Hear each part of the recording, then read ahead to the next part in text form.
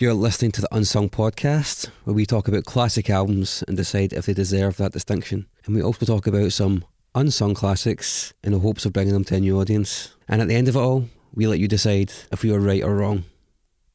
This is the Unsung Podcast.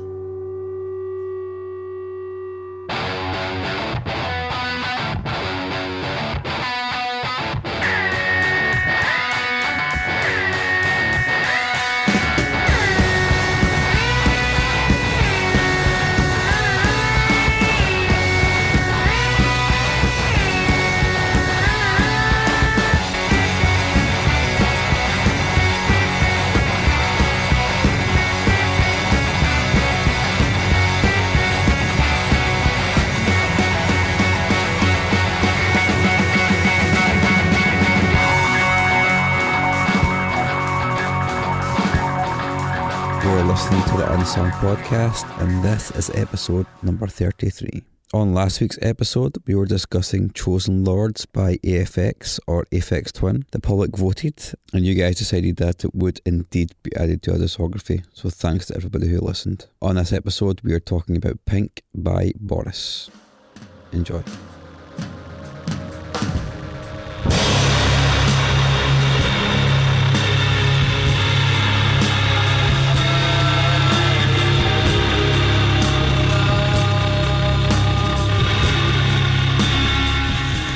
Hi, you're listening to the Unsung Podcast. I am your host, Mark Fraser, and I'm joined by two fashionable men. Hi. Hi. My name is David. That's not how we start the podcast, is it? No, that's definitely not. But to my you're left. not dressed the way you normally dress, because David today is wearing a tasteful pink shirt and some black trousers, which is contrary to his usual sweaty vest and shorts combo. Well, you know, sometimes you've got to look the part. I actually noticed, and I don't know if he's meant it, Mark's wearing a pink polo shirt, bought from by his fashion consultant, and David's wearing a pink shirt, and we're doing the album Pink by Boris. I know you don't have a pink thing. No, I'm monochrome today. You've got a little pink flower over there on your windowsill, that's nice. And I've also got pink vinyl sitting out. Yeah. But we're kind of reaching now. Pink things definitely exist. So I can confirm that. Yeah, to my right, we've actually kind of switched around. In fact, we've switched a lot of things around today, actually, haven't we? Because you're to my right now, and that's very rarely that happens. I know. That I trust you on my... Not even politically. My good side. I hadn't noticed your watch. You've got like a kind of red heat, sort of metal, digital... My ex-girlfriend got me this for my Christmas when I was 19. So this watch, it's a Casio alarm chrono, electroluminescence, silver. It's now 13 and a half years old, and I've never had to change the battery in it. Wow, man. They don't make them like that anymore. No, exactly. I know. That's pretty incredible. Do you know what this is? Japanese technology, mate. Wow. So is that a little link here It could very to well our be. album? Am I just... Oh, that's am I not even Chris. here? He doesn't have a watch. Well, so Pink by Boris was Mark's choice. It was and my Mark choice. has been uncharacteristically sheepish today and said that he's not taking the lead in this podcast, and I'm not quite sure what he's got in mind here, because normally he would own it. But So I basically I heard this album maybe 5 or 6 years ago, right? And it's one of those albums once, and I said it because it's cool, and I don't know what to say about it. I heard this album and I thought, this is amazing. And because I think it's so fucking good, I have never listened to anything else by Boris. Because I don't want to ruin it.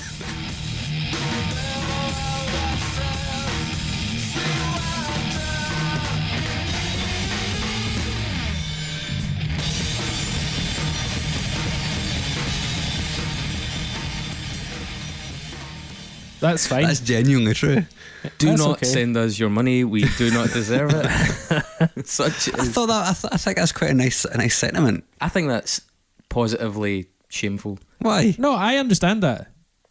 Like, why dilute perfection? Whoa, Like, I thought it was... this band's amazing. They've got up to 19 other albums. Yeah. I'm not going to listen to any of them. Yeah, that sounds... I was like, this is all I need. Like, I don't need to know anything more about this band. I've heard this record. It's like I fucking love it. I don't need to know any more. That's like when a Brit goes on holiday and they find a superb resort in Mallorca.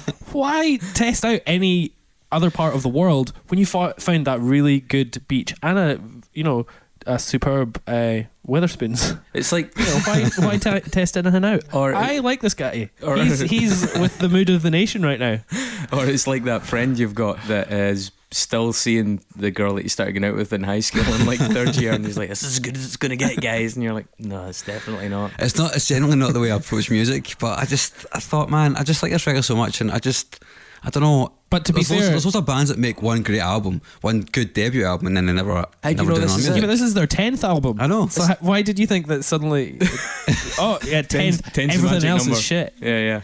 Like, I don't know. I just thought, man, I like this record so much. I don't really want to know anymore. This is everything I want. Like, your logic that some bands only make one great album underpins a lot of what we're doing here in some ways, but that this would just happen to be that album, being that it's the only one you've heard. I thought it'd be an interesting talking point as well, to be fair. Your stupidity. Yeah. Your complete lack of dedication to the product. I have heard some other stuff by Boris, okay? I'm not just listening to this, but I always keep coming back to this. I just get the feeling that when you did that, you had a closed mind. You're like, it's not Pink. I'm not Probably interested. was, yeah. Probably right. I've changed a lot since then, though. Well, it makes a lot of sense now why you don't want to drive on this episode. I can assure you they have a number of other very good albums. Heavy Rocks is a good record. And, well, which one? Well, the one that's 25 years old this year.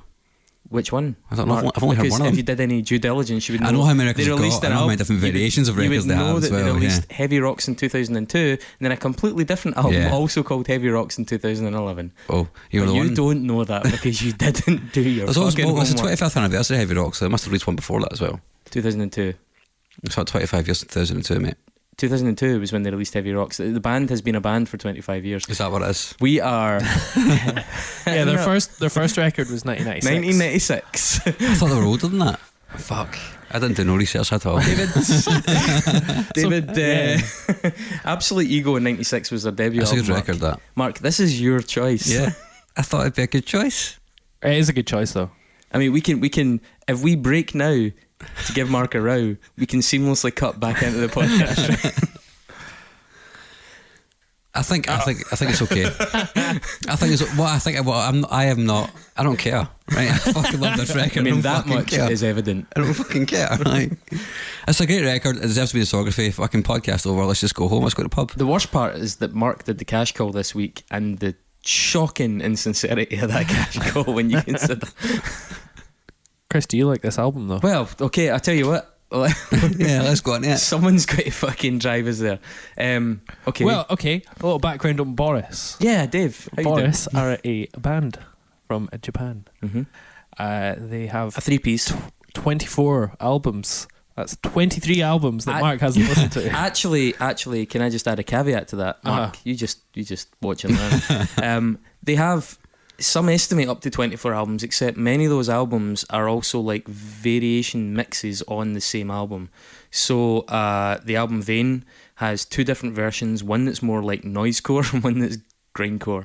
They have the album Smile, which has a US mix and a Japanese mix, and they're quite different. Then they also have Smile Live. They have 2 albums called Heavy Rocks that are completely different albums. So they're a really weird and very kind of esoteric Japanese oddball outfit. I can understand why it would be daunting looking at their back catalogue and try to understand where to begin. But I mean, I think this record for a lot of people was the beginning. Oh, there's no getting anything you look up online. Like Pink always sticks out as being the standout album of Boris's back catalogue, and that just shows that Mark took the time to skim read Wikipedia. I did do some research, don't get me wrong, okay? I have done the reading on this. I know they've been going for a long time. They've done a lot of collaborations. 25 years. Yeah, with like Merzbow and Sun. Oh, it's not Sun. I just like Sun. bowing people up when because the O's in there. Like Apex Twin. The Apex Twin. No, my first impression of Boris was that Sun split, Alter.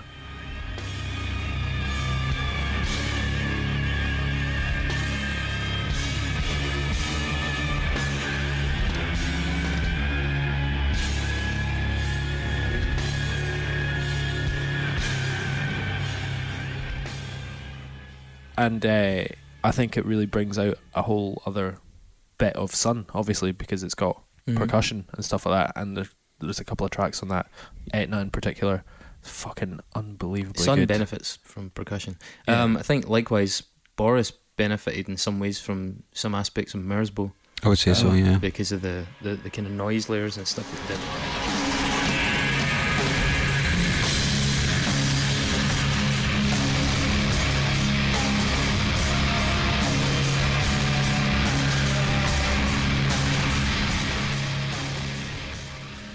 Albeit Merzbow on its own is fucking... it is tough going. It's hard to listen to, yeah. / unlistenable. Do you know... Oh, well, actually, have you ever been in that little record store? I don't know if it's still there, actually, in Finnieston in Glasgow. Volcanic Tongue? Volcanic Tongue. The kind of heavily leans on the jazz and experimental stuff. Exactly. I went in there, and this was a few years ago now, but I went in there, and the most mainstream and the only artist that I recognised out of everything was Merzbow.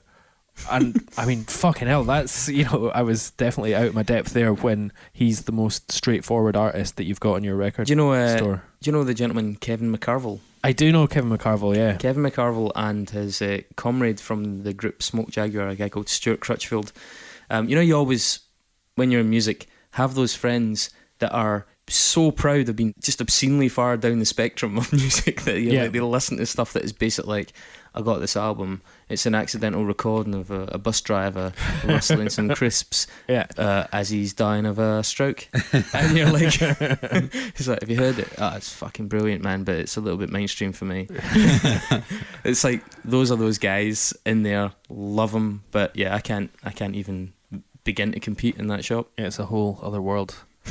I suppose what Boris have always had, like, they play with that world and they play with sound and, like, I think production on this record, but also, I mean, just their use of dynamics and noise and feedback and everything. So they're very at one with that noise world, but then they also just love melody and riffs and straightforward punk as well, which is fucking crazy. Like, I mean, Boris are Boris are to heavy rock / metal / whatever what like Radiohead are to indie in terms of the sheer diversity of their catalogue. So because I was kind of like trying to kind of group their albums together, and Amplifier Worship, which is kind of one of their sort of older ones.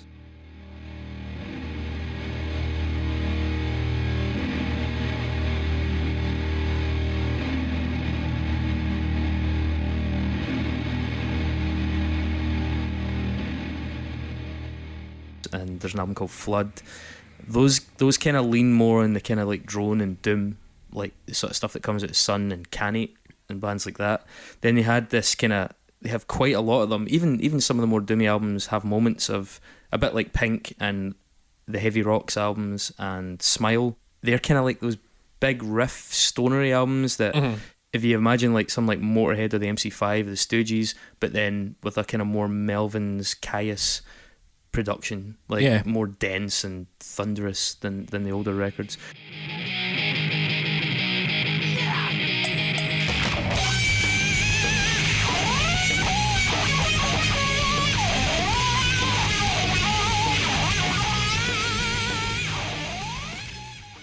Then you've got stuff that is almost bizarrely like Attention Please and an album called New Album, which weirdly features 3 tracks off Attention Please, 2 tracks off another album, a track off another album. Like, they don't give a shit. They just like throw stuff around from album to album. And those are like, at points, like a kind of like disco stoner and like synthy metal, loads of shoegaze. And I was going to say there's like some sort of dreamy pop. Yeah, I mean, there's a tremendous track that's on both of those albums called Hope. That I think the new album version is a better mix of Hope, but it almost sounds like Blonde Redhead.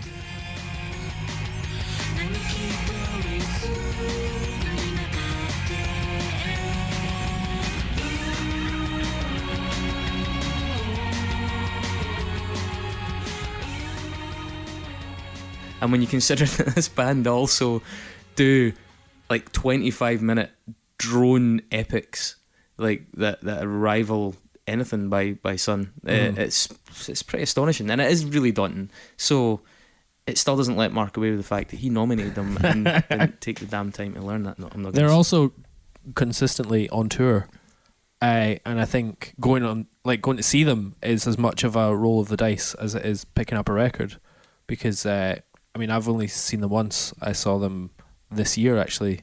They were co-headlining with Amun-Ra. And so they kind of fitted in with that and did a sort of slow, post-metal-y, heavy as fuck set. But then, you know, they're quite as likely to go do a tour that's just full-on scuzz. Yeah, I mean, bangers. They did an EP with Ian Astbury from The Cult. Yeah. It's like, honestly, like, Japanese bands don't give a shit, man. They just do what the fuck they want most of the time. I was like kind of thinking about this a wee bit, right? Because I will admit, before I had to take the time to really discern between the Boris stuff, because there's so much of it, and you do hear it in passing, and you're a little bit like, okay, I can't remember where that one came from, can't remember that one. The slightly better known ones you kind of click with, but like it's not all of it is amazing by any means. In fact, a lot of it is very, very average. But I say a lot of it because there's so much of it. Like, some of it is tremendous, some of it is fine. Yeah, even if you say 75% of their albums are not that great, that still means they've got 6 or 7 great records. You know? So it's... Yeah, I mean, they do have like a number of really good records. It's just, there's no way you're maintaining that standard all the way through. The mean average of the Boris sound is probably a bit more akin to heavy, dirty, stonery rock. But the sheer diversity that surrounds it has become almost as much of a calling card and almost as much of a reason that they're seen as being inspirational as anything else, because they're a band that completely shunned any sense of pigeonholing, any sense of an obligation to a particular sound. Well, they don't have the personality of The Fall, but I feel like The Fall's back catalogue is quite similar in terms of its a nice analogy, diversity and its just fucking ridiculous broad scope. You know, you'll find pretty much any type of sound. Yeah. No, I think that's fair, and there is a similar sense of don't give a fuck as well. Yeah, exactly.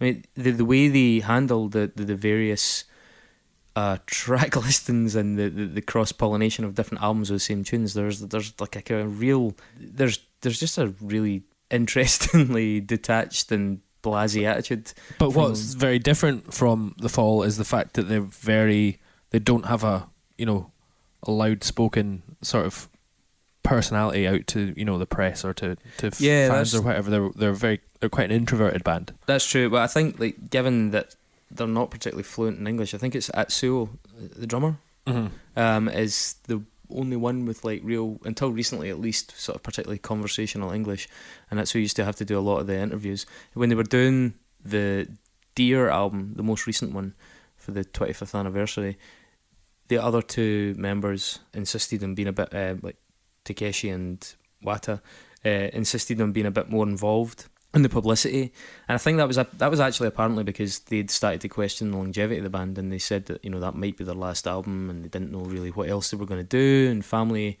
and life had started to affect the band's plans and the band's touring. So their personality there's a bit of mystique around it because of that, because they were just basically unable to really engage with much of the English speaking world. That said, like, in Japan, they were very under the radar. Certainly for a long time. They only really came to prominence in Japan once Southern Lord started reissuing stuff and it started to really take in the States, and the enthusiasm for them bled backwards across the Pacific, if you will. It's quite an interesting thing. They're the Japanese Bush, you could say. I'm sure they'd thank us for that. A Japanese Bush, is that not a bonsai tree? I think it's an entire online video series. It just happens to be pixelated. An extremely high subscription rate. But yeah, sorry, carry on. No, you were about to say one of your few words, Mark. If Mark's going to speak, just... It's interesting you mentioned Southern Lord, because that's a good point to go into the Foo Fighters Nexus. Are we going to do the Foo Fighters Nexus now? Because I'm looking forward to Foo Fighters Okay, Nexus. let's do it. Hang on, I actually prepared some music for this one, and I think it suits.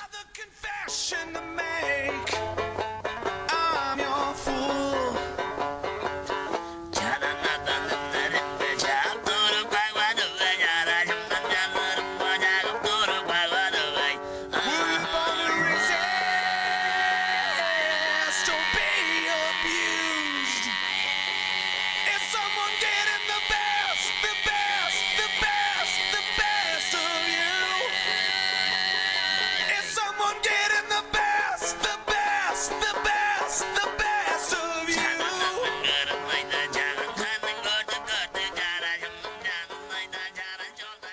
You're probably right. That worked. Yeah, well done. Thanks. Very happy with that. It's getting a little bit more fun, although I'm running out of ideas. When you go, Chris. Oh, am I going first? Yeah. Don't make me go first. It's too good, my one. You have to go first. Mark, 'cause you go first. Yours is always crap. Mine is always right, you mean? Yeah, his is always quick and to the point. Yeah. Well, they would release records on Southern Lord, and Probot was released on Southern Lord as well. So there you go. I fucking hate your Foo Fighters Nexus. Hey, no, that's... Next eye. No, what he's showing is how quickly it can be done, which was the point in the beginning. Like sex. Well, yeah, exactly. Exactly. You don't want to hang about. Get that shit over with. Oh, so is it Stephen O'Malley or Stephen Malley? Stephen O'Malley, right, from Sun. Yeah, well, he did artwork for Probot as well. Okay, David, have you got a Nexus? No, I don't. All right, cool. Well, mine's pretty handy, I think. And it's not even involving the fact that Boris took their name from Melvins. And they've collaborated with Melvins as well. Yeah, a track from the 1991 album Bullhead, a very cool track.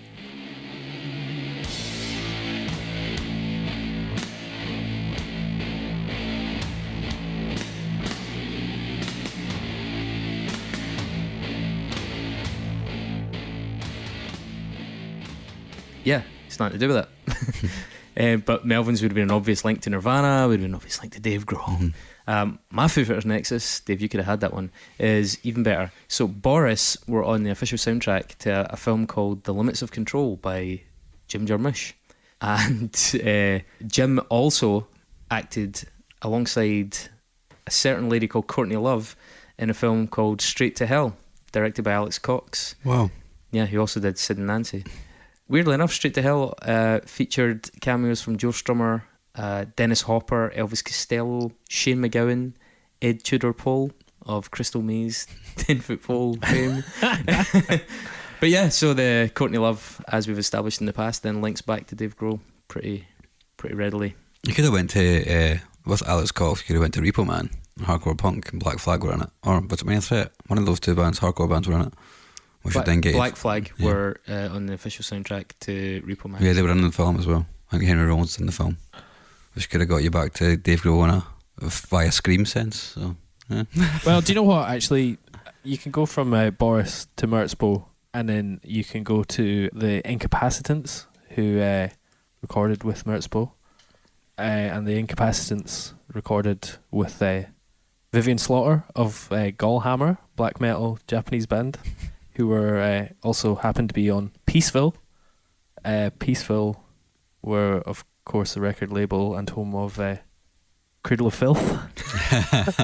And Conrad, I'm also known as Kronos from Venom, who invented black metal. I see where you're going. He was also on... he appeared spoken word on Cradle of Filth from Dusk and Her Embrace. Oh, wow. And also appeared on Probot with Dave Grohl. You do know that the whole Kevin Bacon thing is meant to be 6 degrees. Yeah, that's why mine is always right.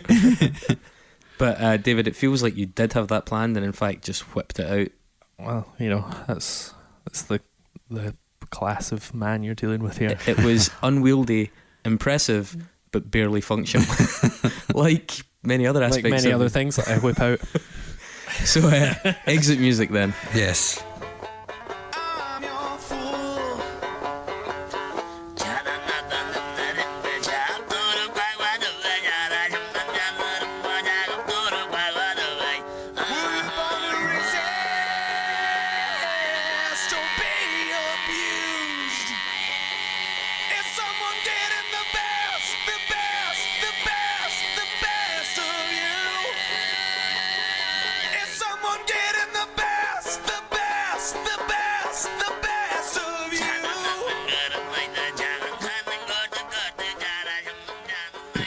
Any thoughts on that? I mean, do you want me to continue down Yeah, no, I enjoyed that. Do you want me to continue down that direction with the next one, or would you like me to go completely... I would like you to take a completely different direction. I would like black metal versions of Foo Fighters songs if possible. Okay. Surely they exist. Yeah. I can probably make them exist. But I'm gonna have to start charging by the Well, we could actually ask my friend Daniel, who's in Cradle of Filth. Mm-hmm. He could maybe record for us. Is your friend Daniel in Cradle of Filth? Yeah, but it's not Danny. Clang. Don't know if I can edit that out, David. He's no, but I think it's hilarious. It's he's from Orkney, and he used to play in bands in Glasgow, and he just lives in Glasgow.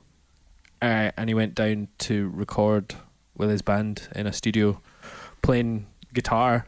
Oh no, yeah, playing guitar, and then the studio phoned him up about a month later, and he was like, "Oh, can you play bass?" And he was like, "Kind of." He was like, "Could you come and play bass for a session for us for this band?" And then that band turned out to be Cradle of Filth, and then they asked him to join, and he's been in Cradle of Filth for the last 6 years and recorded 3 albums with them. Just happens. Just a classic story of Orkney to Cradle of Filth.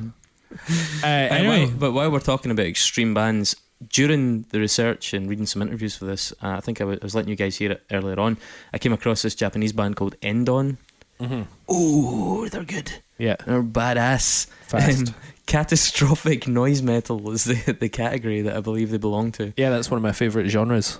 It really was brilliant. I've only just discovered it.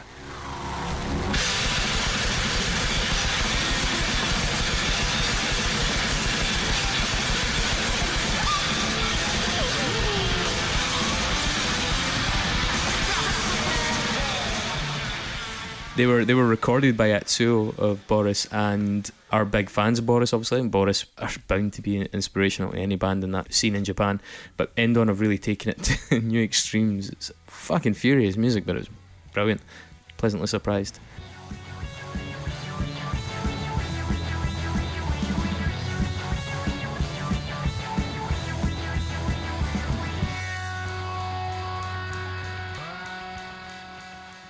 Sorry to interrupt your podcast listening. Give some money, because we need to buy stuff. We're still borrowing shit, and I know it's like a broken record. I keep saying it every single week. Oh, you're like, oh, the guys are still borrowing stuff. I know it's really fucking annoying, man. Like, we don't like borrowing stuff, so just give us some money. We can buy some stuff. That's what we want to do. That would be ideal. It would be great. Charisma's out the window in this one. I'm trying to be sincere, man. How do they give money? Yeah, you can definitely go to unsungpod.net/donate. That's where you can give money. But I presume if you listen to podcasts before, you know that already, Christopher. You presume a lot. I don't know exactly how many fans we have. It's definitely a few.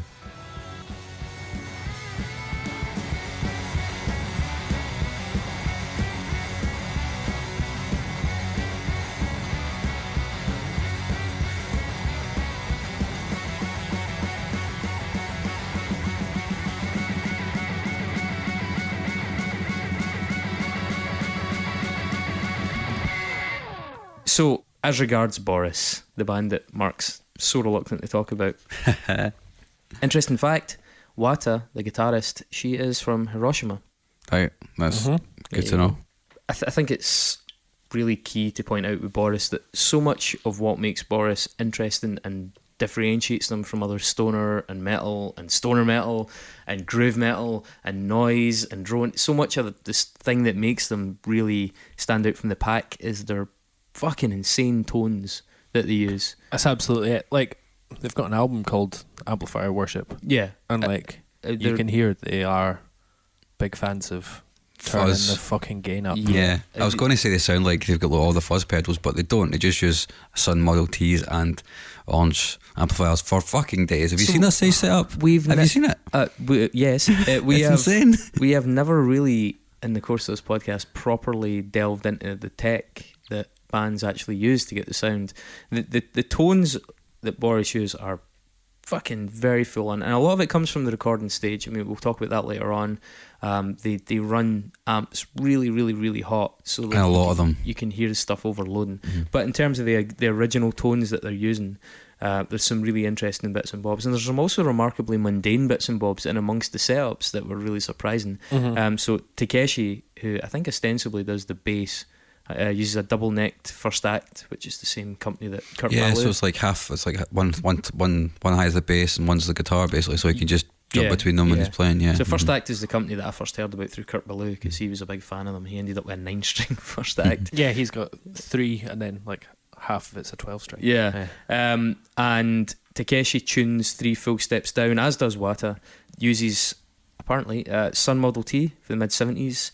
A big fan. Not just one. No, Yeah, several. Big fan of Marshall AB cabs for the 60s. I really like this part of it. For the bass, it was an Ampeg 810E 8x10 cabinet and a bass terror 1000 watt, which is exactly what I use. A 1000 watt bass There you terror go. is, I mean, Chunky. It's a good amp. That's what I use. Really good. Yeah, That's it's fucking great brilliant. amp, man. Best thing about 1000 watt bass terror for anybody listening, and I'm not in any way sponsored by Orange, but the best thing about it is it's about the size of a handbag, Yeah. and weighs about the same as Mark's face. Probably. Yeah. And if you've ever been a bassist, especially, and had to carry about a huge bass head. valve head, Oh. let alone a huge valve head in a flight case, oh my god, it is horrendous. Like horrendous. I mean, even if they are of a certain weight, because of the shape of them and the way you have to carry the handles, the weight just feels like it doubles. It's just absolutely brutal. And the best thing that was ever invented is probably a bass terror 1000 watt, because it's the loudest thing you'll ever hear, and you can carry it over your shoulder or in one hand whilst eating a cheese and onion pasty. It is fucking brilliant. So yeah, that's what they use, and I don't blame them. Some pedals, there were some Earthquaker pedals, a Bit Commander, and an Afterneath, which I've never used. But Afterneath is such a good pedal. It's only really got one trick. I mean, what it does is kind of, it's a really nice reverb with almost a bit of delay that makes it sound like it's in a really nice crystalline cave almost. It's really lovely. But the knobs don't really do anything. There's some cool videos of it. A Holy I've Grail. used one a lot, yeah. The old industry standard Got Holy, one of them, Holy yeah. Grail. And some dwarfed craft pedals. Wata uses an 86 Les Paul Custom. Again, like I said, 3 steps down. A Matamp GT 120 and fucking loads of orange cabs. Right, I'm gonna put my cards on the table here. Matamps, way overrated. I borrowed a Mat amp for a while, and I really didn't enjoy it. No, I was like, oh fuck yes, I'm gonna make some absolute sludge, and it was the treble was wonky, and I just couldn't deal with it. just for sheer power as well. Like all the Matamps I've ever used, they seem like they've really struggled. And at a certain volume, they sound amazing. Mm-hmm. No denying that. The tones are amazing, so we're recording with it, that's great.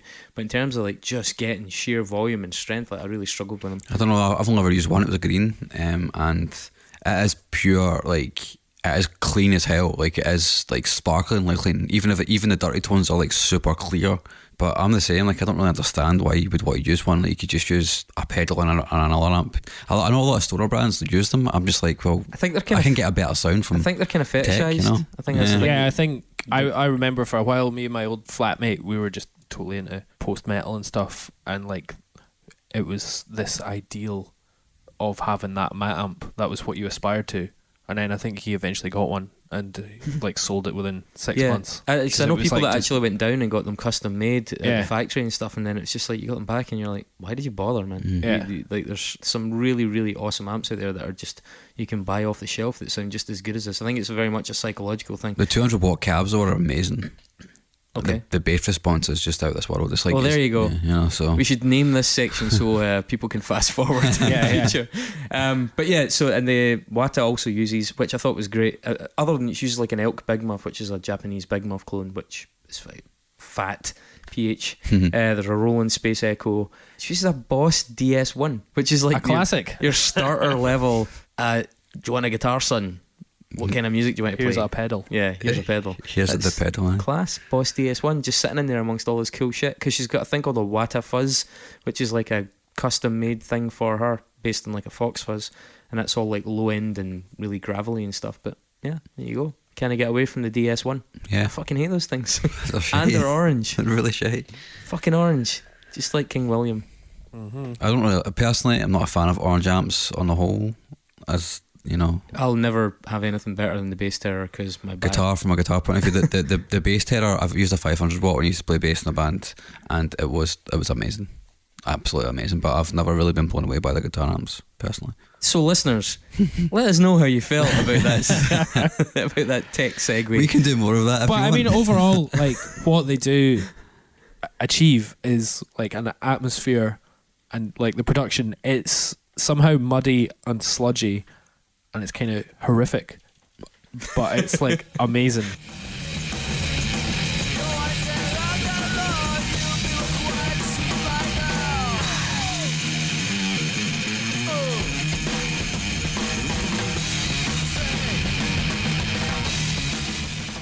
It's also really clear as well. Like, there's a lot of definition in the sound. It really is. It's the obscene volume they play at must ridiculous. play a huge part in that, you know. And also, like, there's some production work that happens on the drums, for instance, like on maybe some of the slower stuff. They're definitely not scared to experiment when it comes to the mixing. And I think even the fact that, for example, with the Smile album, they got different people to mix it. So I think like the American version was mixed by a member of the band, and then the Japanese version was mixed by a producer. I think that sort of level of experimentation with how your album sounds after you've recorded it is really interesting. It shows how much you can do with it in post.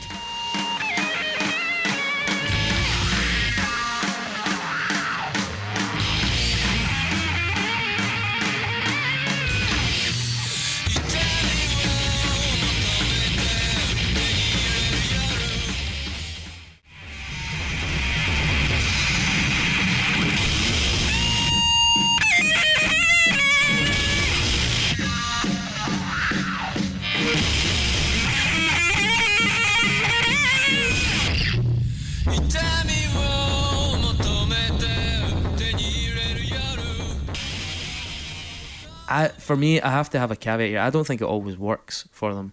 So, especially with Pink, I think Pink's a really good example of this.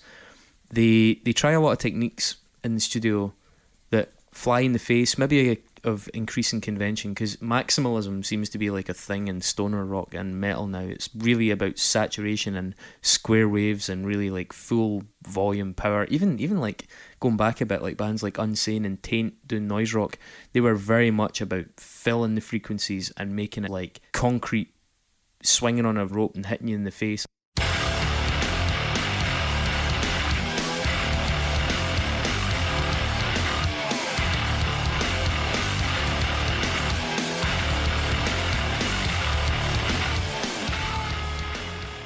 Boris took a different tack, and like you said, they go for quite dirgy sounds, quite dark.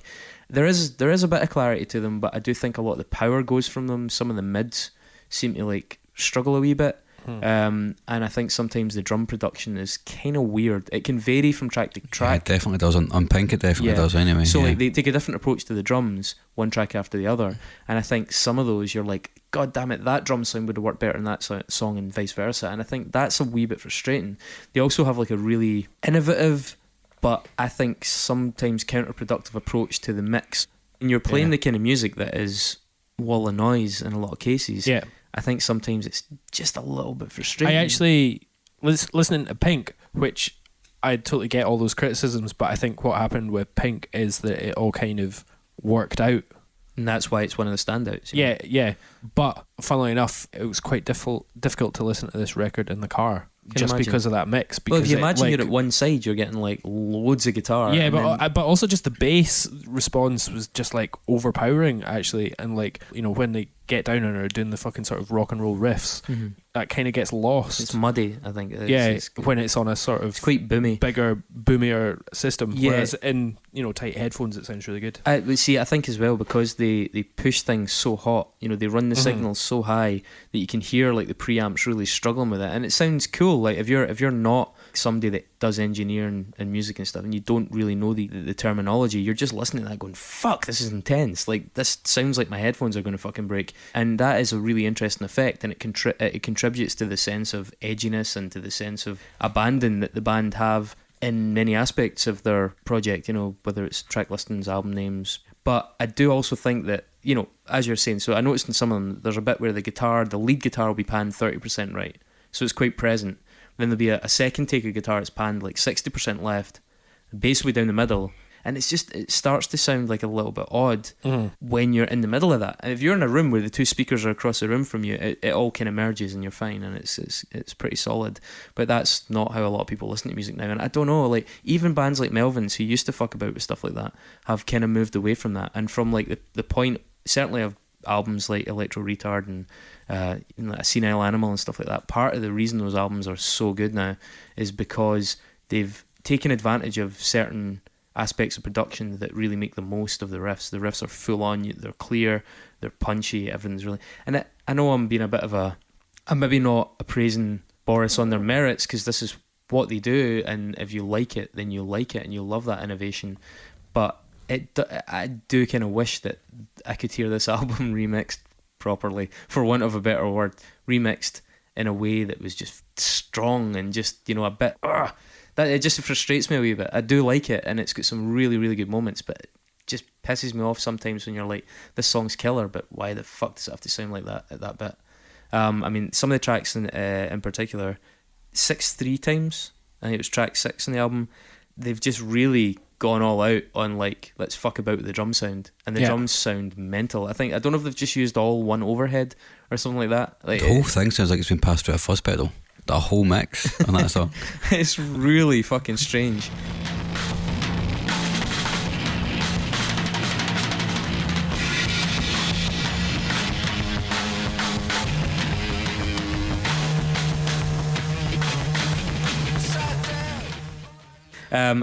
There is a part of me, it's just like, man, and I don't think it's the strongest tune either, to be honest, on the album, but I think it suffers even more so from that approach, which was innovative, but yeah, I'm not sure that it always works in their favour. It feels like a bit of a kickback sometimes, because this is clearly it's been said this is their most successful record, right? This is when a lot of people get into them. Definitely don't agree with that. I mean, new album is fucking so accessible. If you think about everything that came before it, reviews at the time were saying it was way more accessible than anything they've ever done. Yeah, absolutely. Sorry, this is their 10th of up to 24, but probably 19, 20 albums by most people's reckoning. Yeah, okay, it's probably the most accessible at that point. We're still fucking about with stuff which is obviously, there's clearly a lot of garage rock feel on this, which is like quite different from the things that we're doing before. So maybe it's their kind of way of going, well, we're still kind of I remember, a bit weird.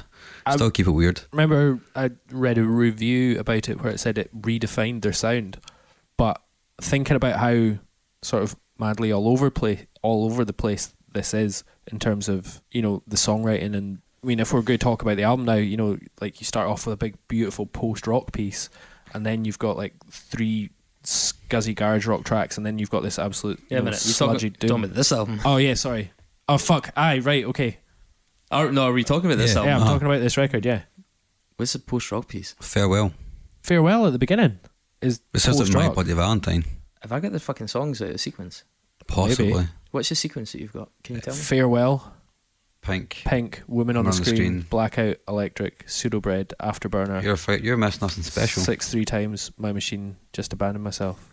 Nothing special was. I know what it is. After Women on the Screen. You know what it is? That's really interesting. Can you look up? Have you got a different? I know they do have different versions. There's only one version of Spotify's deluxe version, and there's got like more tracks afterwards as well. So the original track listing, you've maybe got you've got the vinyl version. Starts with Pink, then it goes Women on the Screen. Right, we need to talk about this. So this is really interesting because let's leave this in actually, this whole bit, because. So I've got right. So there's 3 different versions. This is fucking Boris, you fucking bunch of dicks. So there's a CD version that's 47 minutes. There's a Southern Lord reissue that's 55 minutes, and there's a vinyl version that's 72 fucking minutes. Yeah. And there's like a extended, Boris deluxe version, which I think includes extra tracks and bits off the vinyl. Oh, you absolute dicks. Can I then just they've say also something? got extended versions of the tracks on the vinyl version. Can I just ask something? And we've only just discovered this right now. David, where did you listen to the record? Did you listen to Spotify, or do you have a copy? I listened to Spotify, but I did notice the mixing things that you were talking about when I was listening to it earlier on, and when I listened to it in the past on Spotify. Or maybe you're listening. I didn't notice that mixing stuff at all. That could well be on the vinyl version. Like honestly, it sounds like completely. It sounds completely like balanced. Well, I can assure you, the version I got, I seem to be the only person that actually gets records, but I've got the vinyl version, and it starts with Pink. Yeah. And Farewell is track 9. So on the version I've got, it starts with Farewell. All right, well, I think that's on Farewell's probably the best tune on it. Yeah, Farewell's amazing, and it sounds but it's like post metal, man. It's like it sounds like This Will Destroy You or Caspian or Mogwai or something like that. See, I actually wrote it sounded like My Bloody Valentine, but really heavy. Yeah, it's got that psychedelic lead guitar bit that's just like quite Sigur Rossi even.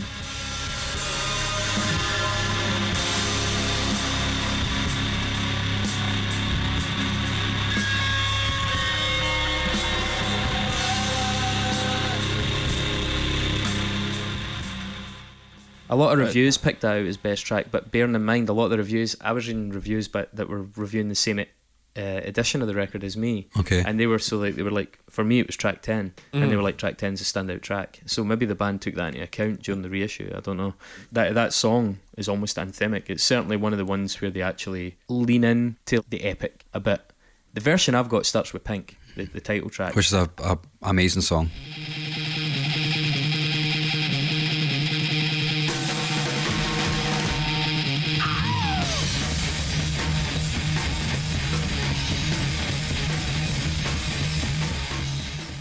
Pink is this super heavily compressed riff, but I don't think Pink really gets going until the second riff, the second layer of guitar comes in, because it sounds dead muddy and dead squashed, and then this guitar comes in and kind of gives it this extra bit of headroom.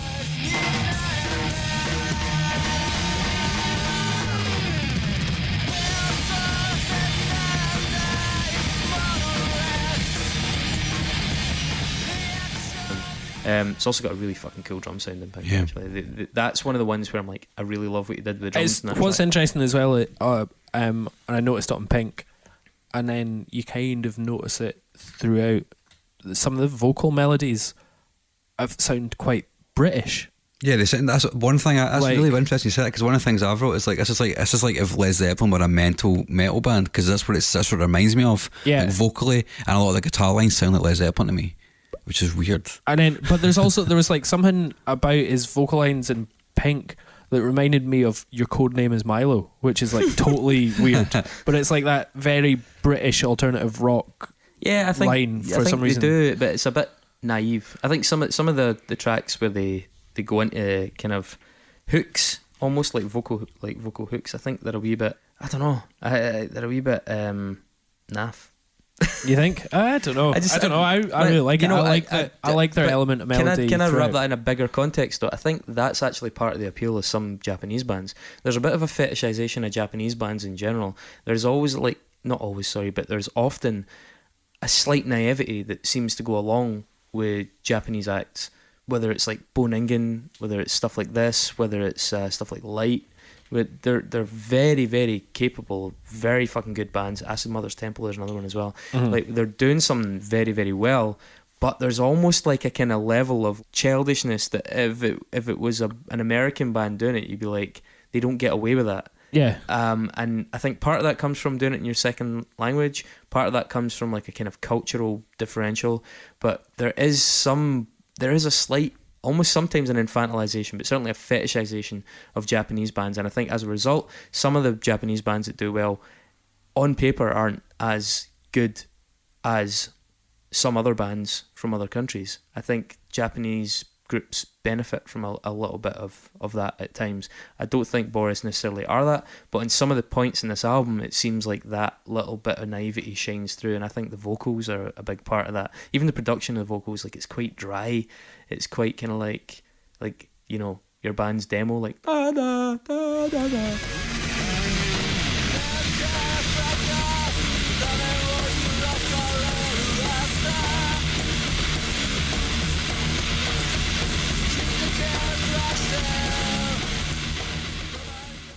That's really interesting, because in the mix on the deluxe edition, the vocals are really buried. Oh no, they are quite buried, but they're buried and they're kind of raw and dry. Yeah, there's no effect on it really. So I mean, in terms of like the other tracks, so we're all at a different sequence here as well. Women in the Screen was like that kind of really hyper saturated rock and roll. Yeah, that riff is a belter. Yeah, man. I mean, it's good, just punky as fuck. I think that's another one though that really lifts. I think it's 1 minute 20 or thereabouts, where there's a second layer of guitar comes in, and I think that really opens that track up.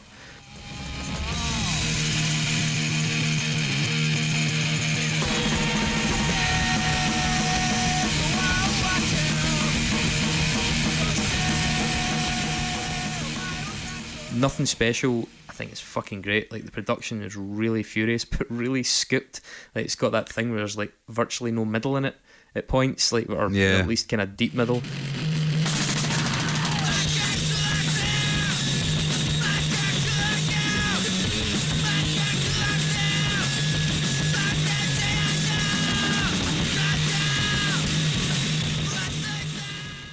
So much fuzz, man, and it just sounds like guitars are going to explode. It sounds like grindcore at points. It's fucking intense. But that's the one where the panning was a bit of an issue for me, though. I found the panning quite off-putting in the headphone version, like listening. Where is Blackout in your version? It's next. It's track next, 5. yeah. So it goes, yeah. Yeah, so Blackout was 4 for me, and that's the one that's the biggest nod to the early Doom stuff. Big story. Yeah, and to me, that's my key Boris. Is that's your one? That that's track? your guy? I'm like, that's what I want when I want to listen to Boris. I mean, I love the fast stuff, and like they're as good as anyone. But when I'm wanting Boris, I want that fucking. See, that's the bass tone heavy, is unbelievable in that song. That is the thing. I have to be honest. I don't know. I don't think this is my favourite Boris album. Mm-hmm. In fact, this isn't my favourite Boris album. I much prefer them as a hefty, doomy, much more atmospheric and protracted grip. That's one of the reasons why I didn't really want to listen to more of their stuff, because I don't like that at all. That makes absolutely no sense. I don't honestly. How did you know it sounded like that? Because I've read about the band, I've read a lot of reviews, and I always heard before I'd heard Pink that they were a stoner band, like a doom band. And I was like, I'm not really into that kind of shit. Nah, but I mean, like Smiles. And somebody's like, listening to Pink, just a song Pink. I was like, okay, I'm all in. I'm into that album. Nah, but Smiles not a doom album. Yeah, that came after, so. But they've got. But what I like about it is what I like about this record is that it's not one thing. I think Blackout and Farewell are like glorious post-metal things, but then you've got Afterburner, which is like Black Sabbath gone post-punk. Fucking hate that song. I like it. Can I just say that, like, I remember when this album came out, and that was the first time I'd heard them, and that's the only thing I listened to them. Like, I hadn't nothing after that I've heard at all. Okay. So when that album was brand new, it was when the first time I heard it. just to let you know. You're still not getting away with it. I'm not asking to get away with it. I'm just saying. Afterburner really doesn't work for me at all, man. It's got that Caius thing in it. It's got the clapping percussion in it, which I think is a wee bit more reminiscent even of Desert Sessions. But I just think, oh Jesus, it's really languid. It's really kind of like low energy, bumbles along in that kind of like really easy, sluggish, druggy sort of stoner rock way. And I honestly couldn't give a fuck about that song. I think it's really uninspired.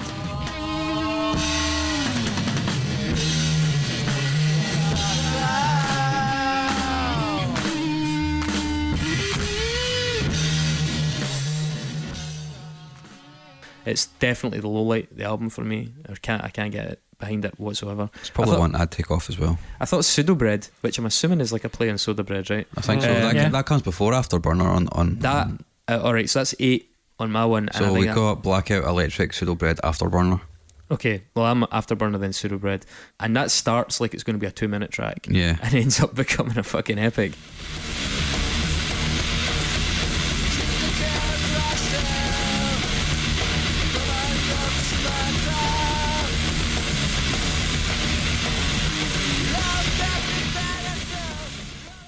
That's insane. That's actually insane. That's I really like that song. It's really full on. Probably my favourite song after Pink on the record. The only thing is, it does, as is probably consistent with a lot of their other catalogue, end with 6 minutes of fucking distorted noise and just absolute drone, which is... No, it doesn't. It does not. It does in my version. Man.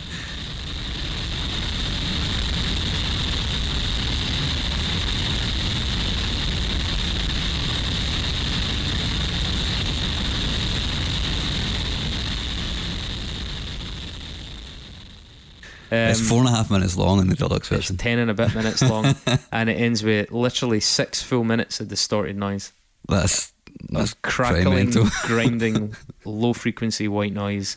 It is fucking mental. So there you go, Boris, folks, Boris. And they probably did all this just to fuck over people that were doing these kind of like reviews. Probably. Yeah.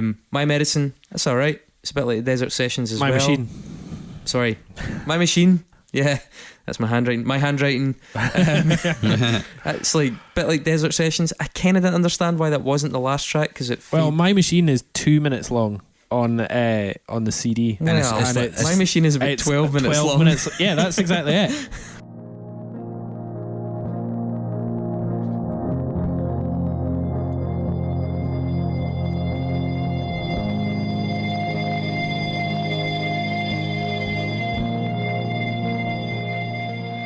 It's interesting because My Machine on the deluxe version is almost like it's teeing up the last song.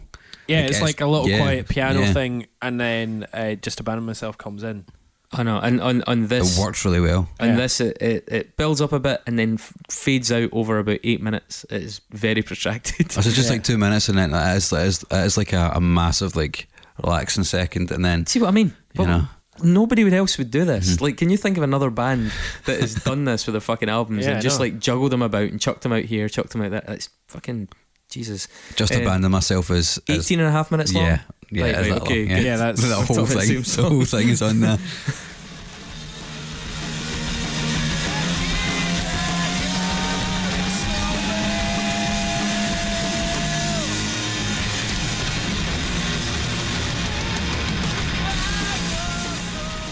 And Well, I love that song. there's I think actually an it's extra very 2 good. seconds on the CD version rather than the vinyl, so clawed that back. Oh my God. See the way it winds down, man. That song is just like they throw everything and the kitchen sink into it. They made a really interesting comment. Like, obviously, like Boris have done a lot of different styles, right? And it's a lot to try and cover a band. I mean, we did Aphex Twin previously, and it's a lot to try and cover. Which was voted in. It was. It was. Congrats. Congrats. But to try and cover something that's so diverse in a podcast is hard. But for me, I prefer their more psychedelic stuff. I prefer their more doomy stuff. I think the stuff that's much more out there is far more interesting than their, albeit the tones are awesome, but their garage rock, stoner rock stuff, it doesn't really do it for me. I think like Fu Manchu, maybe even Nebula are better at that. I think it's more interesting. In fact, I saw the band Earthless last night, and again, that kind of, if you're just wanting riffage, like tone-wise, I kind of prefer them. I don't think that's their strongest suit, and it's a big part of this album. So even though some of this album sounds fucking really impressive, once I take my like engineer's hat off and go, oh my God, that sounds fucking cool, that's such a cool amp, I'm like, do I want to fucking listen to that tune? Not really. I couldn't really give a shit about a lot of the actual tunes in this, whereas the doomier stuff is less reliant on the tunes and more reliant on the atmosphere. And I think this album's at its best when it's reliant on atmosphere. That's why it's not my favourite, because I don't think there's enough of that. I think going through some of the other stuff, the album Vein, which is the grindcore, noisecore one, depending on what mix you've got. I've got the grindcore one, and it's fucking brilliant. Like, it's really ferocious. Like,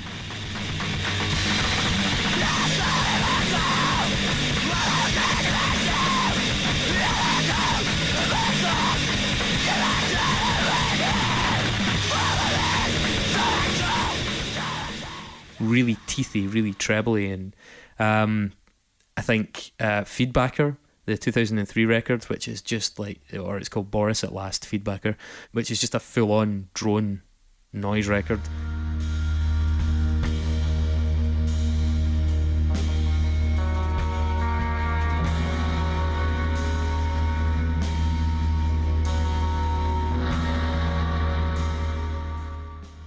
I kind of prefer that because it's more of an idiosyncratic thing. It's got a really strong sense of identity, and they're very good at that. Amplifier Worship, obviously. I think Amplifier Worship actually is the one that's most akin to bands like Cosmic Dead in Glasgow. So that kind of psych scene, but that kind of heavy psych.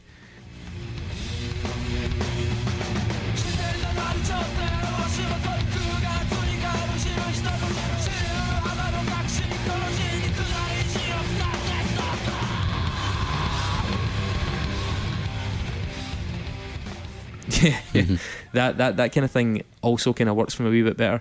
Not a huge fan of Smile, again, because I think I class that in with a bit more of the garage rock thing. It's kind of reminds me a bit of Karma to Burn, albeit I think Karma to Burn probably have some slightly better riffs. So I can't really decide whether or not like this is good. I'm kind of struggling with it a little bit. I think it is good, but I would probably have gone for something else if I'm being perfectly honest. And also, can I just add, I saw a really interesting thing in an interview with them where they were just trying to describe why psychedelia and this sort of experimental, trippy vibe has caught on in such a way in Japanese rock music. And they kind of made at least as far as urban areas are concerned, and when you consider that Tokyo is like 30 million people, that's quite a lot.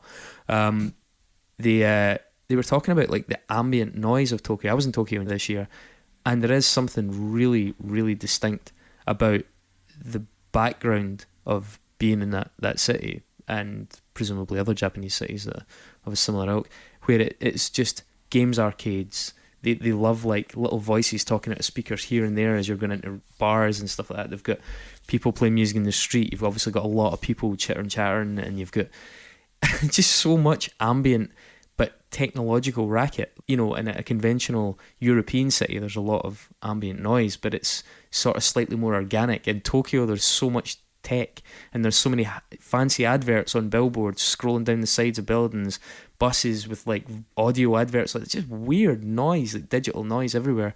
And they were saying they're surrounded by this psychedelic blend of minute little tones and voices and things combining all the time. And they're like, in a weird way, that is really trippy, because they adjust to it. They learn to pick out sounds, and anybody that lives in those cities learns to pick out sounds from amidst that kind of melee. So the band were kind of musing on the fact that perhaps that's part of where this fascination with saturation and with delay and atmosphere and psychedelia came from. I thought it was like a really interesting take on it that I hadn't heard anybody really articulate before. Yeah, so I like it. I like it. It's not my favourite Boris album. I would have gone for Vain, and Vain is a far more out there album by them. But it is commonly regarded as their standout record. I think it's a really good stepping stone, or gateway into Boris, because I think it covers I think it has a bit of everything at what they're good at. It's got fast, it's got the slow, it's got the sludge, it's got the post rock, and I think if you were to pick one album to show what Boris can do, then this is the record, because quite. And then you can go into their discography and choose your favourite, but I'm happy for this to go in because it's that gateway into a world of madness. As ever, the public decide on whether or not this record goes into discography, so go on our Facebook page and vote. We'd like some reviews, please. We like these things. They're very that would good. Be fantastic. If you could just go to iTunes or whatever podcast provider you use and just stick down a good review. Stick down 5 stars if you can. Can you maybe do just again help. the whole sharing thing? That'd be just good. tell a pal that you think might be into this. Pick an episode. 1 pal, 2 pals. Yeah. Maybe not this episode, but some episodes. And next week we are going to do Whatever You Love You Are by the Dirty Three. Splendid. My choice. Great. I'll take the heat. Mark will probably say just a bit as much. Well, I have actually listened to it already, and I do very much like it. So, Spoiler. Right. Cheers, guys. Thanks. Bye.